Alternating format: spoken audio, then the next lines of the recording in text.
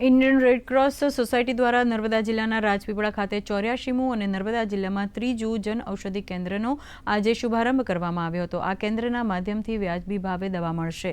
નર્મદા જિલ્લાના 5 તાલુકાઓમાં Red Cross society દ્વારા પ્રધાનમંત્રી જન ઔષધિ કેન્દ્રો ખોલવામાં આવશે।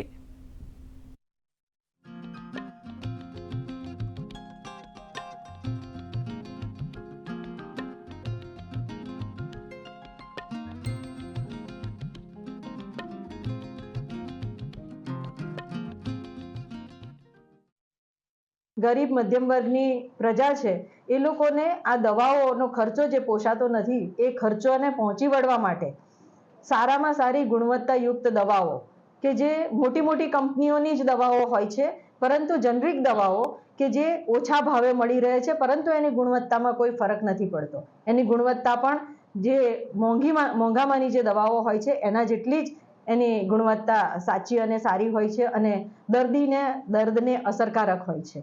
એટલે આ દવાઓ દ્વારા લોકોને જે આર્થિક રીતે જે તકલીફ પડતી હતી એ તકલીફમાંથી નિવારણ કરવાનું કામ આ સરકાર દ્વારા થઈ રહ્યું છે।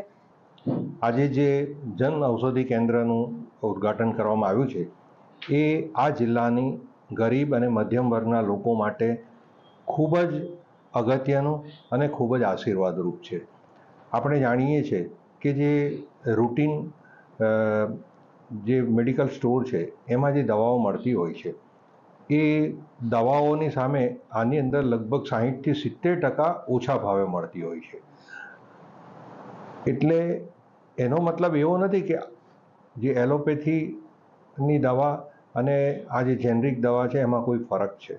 આ દવા સરકાર પોતે આની ગુણવત્તાસભર બનાવી અને આ રીતના વેચે છે, એટલે આ દવાઓ સસ્તી મળે છે।